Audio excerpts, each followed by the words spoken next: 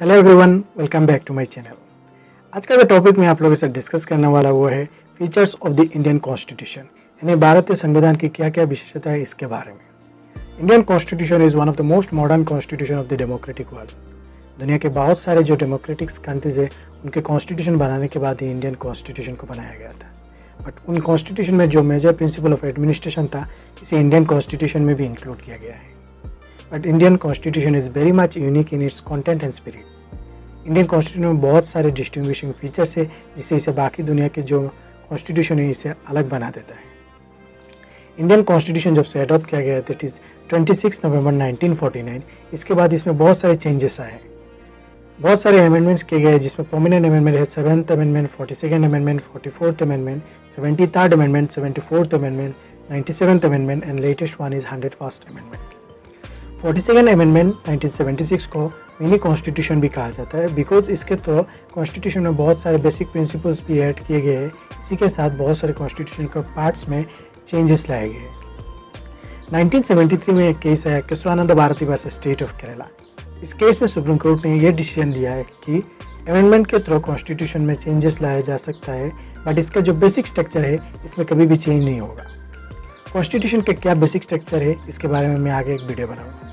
सो अभी के लिए जो कॉन्स्टिट्यूशन के कैरेक्टरिस्टिक फीचर्स है इसे डिस्कस करते हैं। So let's begin. कॉन्स्टिट्यूशन को दो तरह से क्लासिफाई किया जा सकता है, एक written constitution like American constitution, दूसरा unwritten constitution like British constitution. Indian constitution is the lengthiest written constitution around the world. Originally 1949 में जब इंडियन कॉन्स्टिट्यूशन को अडॉप्ट किया गया था तब इसमें 395 आर्टिकल्स, 8 शेड्यूल एंड 22 पार्ट्स था। But at present it contains 395 articles, though in reality 469 articles, 12 schedules and 25 parts है। अभी तक इसमें 104 अमेंडमेंट किए गए हैं जिसके तो अराउंड 25 आर्टिकल्स डिलीट भी किए गए एंड 4 शेड्यूल्स ऐड किए गए हैं। दुनिया की किसी भी कंट्री के कॉन्स्टिट्यूशन में इतने सारे आर्टिकल्स एंड शेड्यूल्स नहीं है। 4 मेजर फैक्टर्स है इंडियन कॉन्स्टिट्यूशन के इतना बड़ा आने के पीछे। फर्स्ट है geographical factor, India is a very vast country and have diversity in it. Secondly historical factors, Indian constitution में बहुत सारे principles and parts government of India act 1935 से लिया गया जो अपने आप में ही बहुत बड़ा था। Third, single constitution for both centre and state. Fourth, dominance of legal luminaries, constitution assembly के बहुत सारे मेंबर लॉ फील्ड से थे। Indian constitution does not contain only fundamental principle of governance but इसमें डिटेल एडमिनिस्ट्रेटिव प्रिंसिपल्स भी हैं।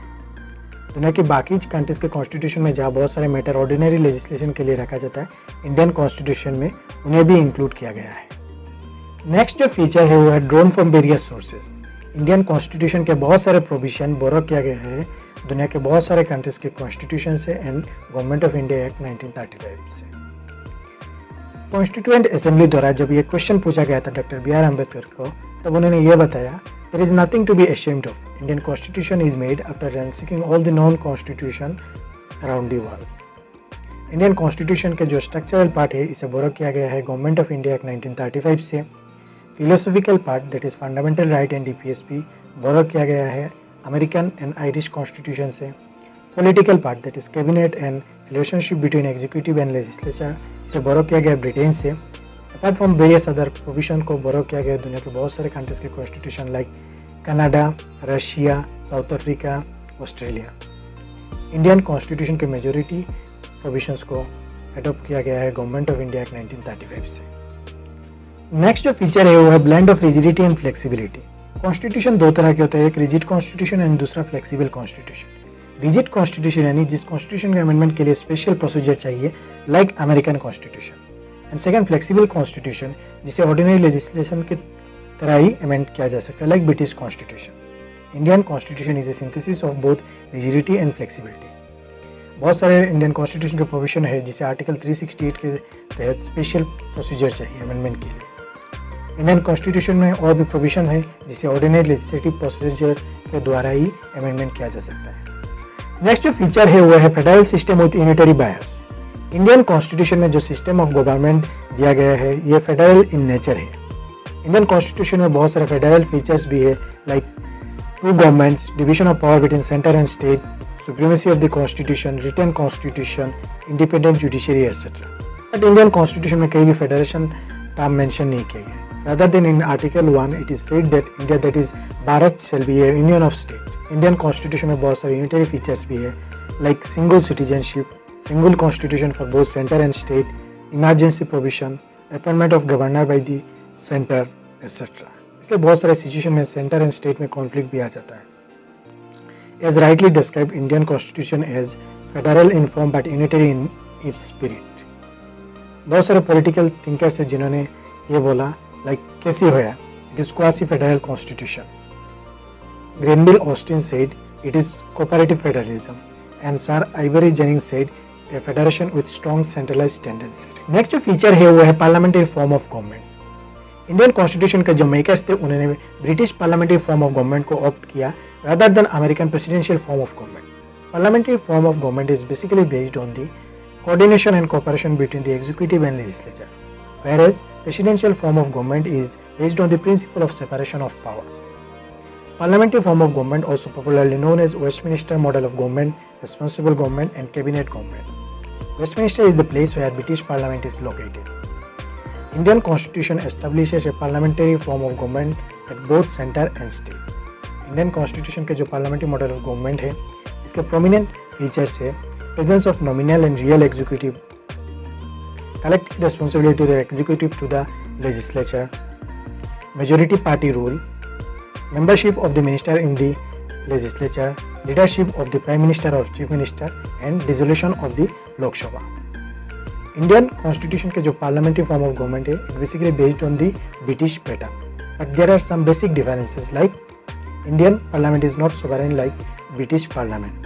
Secondly, the head of the state is elected in India, which represent republic, whereas in Britain the head of the state is hereditary post, which represent monarchy. Parliamentary form of government, also known as prime ministerial government. Next जो feature है वो है synthesis of both parliamentary sovereignty and judicial supremacy. Parliamentary sovereignty is associated with British Parliament, whereas judicial supremacy is associated with American Supreme Court. Indian constitution में जो parliamentary sovereignty की बात किया गया है वो टोटली डिफरेंट है from British parliament. Similarly Indian supreme court को जो जुडिशियल रिव्यू का जो पावर है ये बहुत ही नैरो इन स्कोप है from American supreme court, because American supreme court के पास जो पावर है वो है due process of law, whereas in Indian constitution it provides for procedure established by law under Article 21 of the Indian Constitution. Therefore, the makers of the Indian Constitution provides for synthesis of both parliamentary sovereignty and judicial supremacy. Indian supreme court अपने power को use करते हैं कोई भी law जो parliament बनाए उसे अनकॉन्स्टिट्यूशन declare कर सकते हैं. सिमिलरली इंडियन पार्लियामेंट अपने अमेंडमेंट पावर यूज करते हैं कॉन्स्टिट्यूशन के मेजर पोर्शन को चेंज कर सकता है. नेक्स्ट फीचर है वो है integrated and independent judiciary. Constitution of India establishes a integrated and independent judiciary. The supreme court of India stage at the highest level. Below that there are high court at the state levels. Under it there are hierarchy of subordinate courts. The single integrated judicial system enforces both the central law and state laws, unlike the USA where federal court enforces the federal law and state judiciary enforces the state laws. The Supreme Court of India is a federal court that is highest court of appeal. It guarantees the fundamental rights to the citizen and protector of the Constitution of India. Indian Constitution में judicial independence को maintain के लिए बहुत सारे प्रोविजंस दिए गए हैं, like fixed tenure of service, fixed condition of service, their salary charge from the consolidated fund of India, their conduct can not be question और discuss in the parliament, bar on practice after retirement, they have the power to punish for contempt for itself, and lastly separation of judiciary from executive and so on. Next जो feature है वो है fundamental rights. Indian constitution के part 3 में fundamental rights यानी मौलिक अधिकार Indian citizen को प्रोवाइड किया गया है. इसमें 6 तरह के फंडामेंटल राइट्स अवेलेबल है हर सिटीजन को. First is right to equality, then right to freedom, then right against exploitation, then right to freedom of religion, then cultural and educational rights, and lastly right to constitutional remedies. ये right इसलिए provide किया गया to promote the idea of political democracy. These are justiciable in nature. That means in case of their violation, the court can enforce it. कोई भी person अगर aggrieved हो, then he can directly go to the Supreme Court for appropriate writs. The Supreme Court will provide writs in the form of habeas corpus, mandamus, certiorari, prohibition, and querulanter.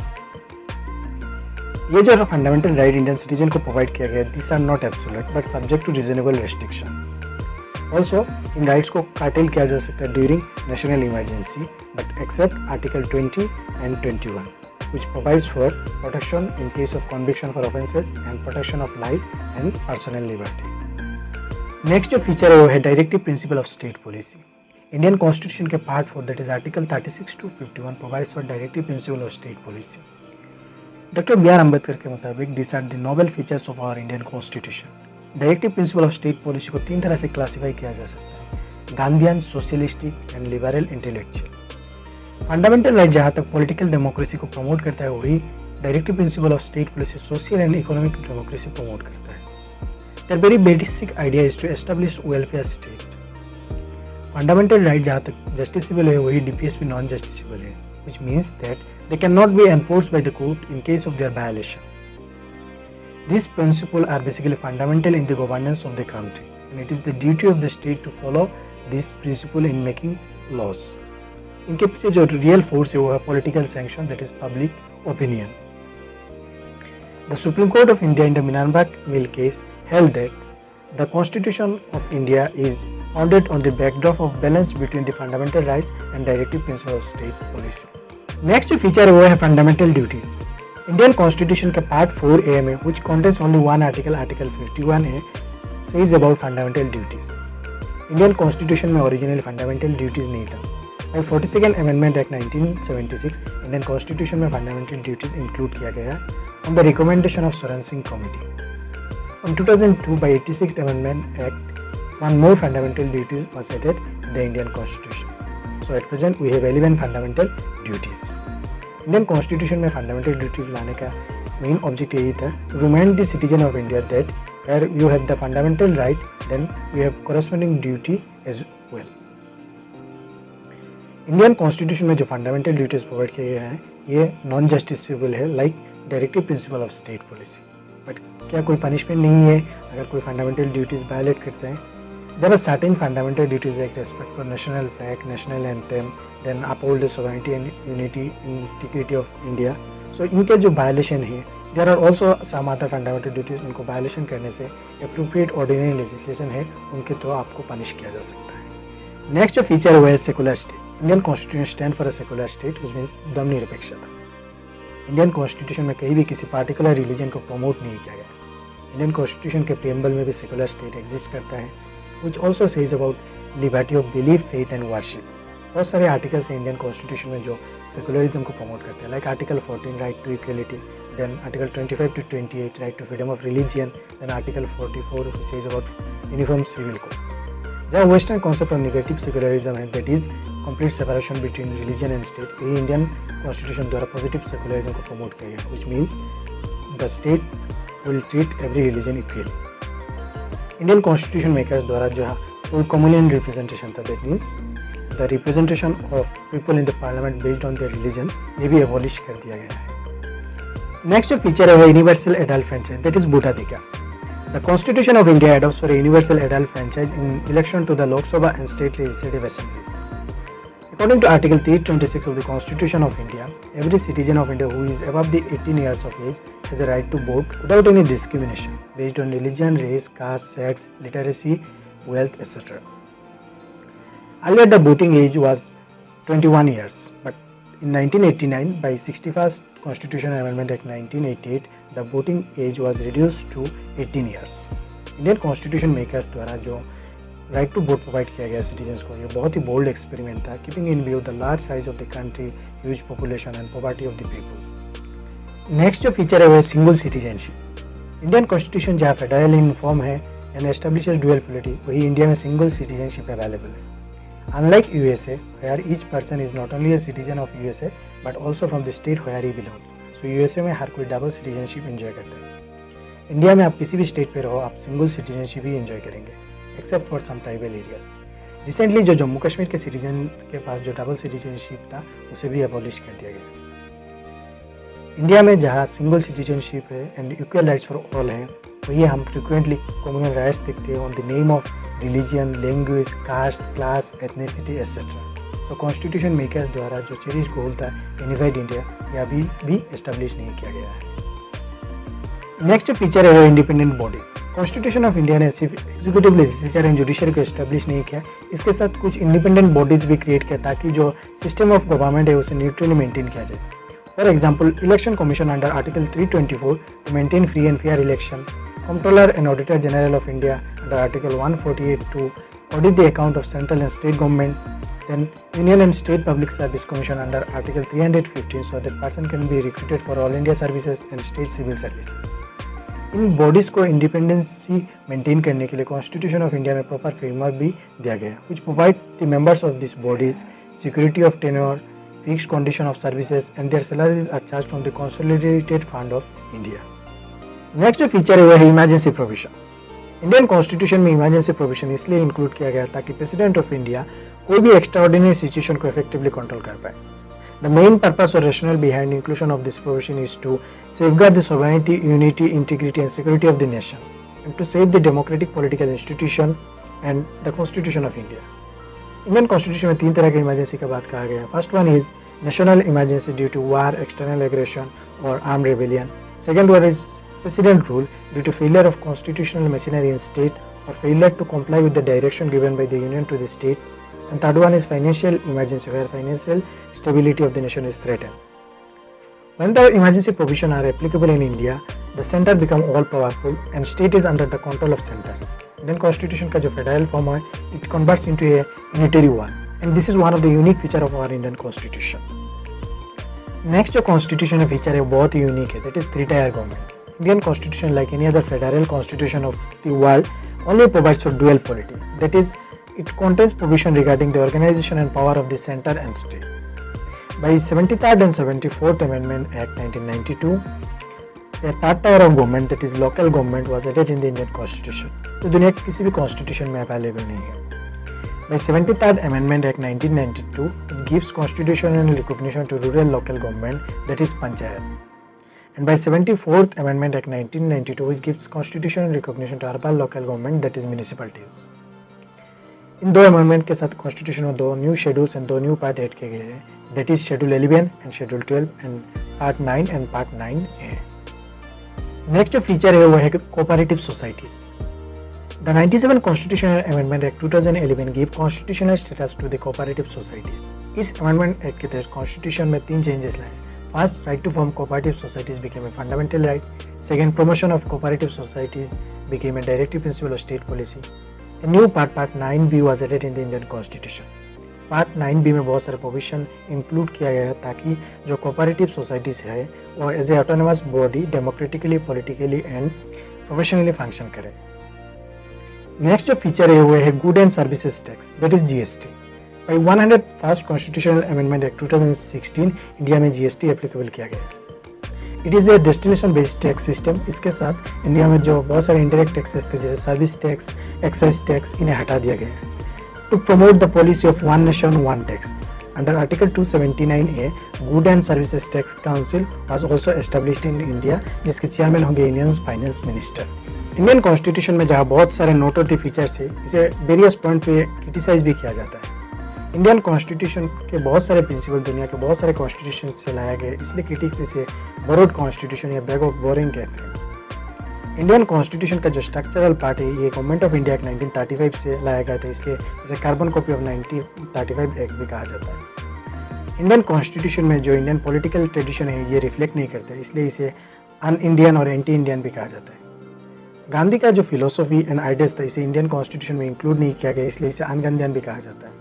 Indian constitution का जो size है बहुत ही बल्कि and detailed है, इसलिए इसे एलिफेंटाइन size constitution कहा जाता है। इंडियन कॉन्स्टिट्यूशन असेंबली में जो मेंबर्स थे उनमें बहुत सारे मेंबर्स लॉ फील्ड से थे, इसलिए इसे पैराडाइज ऑफ द लॉयर्स भी कहा जाता है। फ्रॉम 1951 इंडियन पार्लियामेंट में 104 कॉन्स्टिट्यूशनल अमेंडमेंट्स किए, because law needs to be change with the changing times. अगर कोई भी कॉन्स्टिट्यूशन या लॉ चेंजिंग टाइम के साथ चेंज नहीं होता तो वो सिस्टम या कॉन्स्टिट्यूशन एग्जिस्ट नहीं कर पाता। So this is all about the features of the Indian Constitution. I hope this video is helpful for you. मैंने ये वीडियो थोड़ा लेंथी बनाया ताकि आपको समझने में आसानी हो।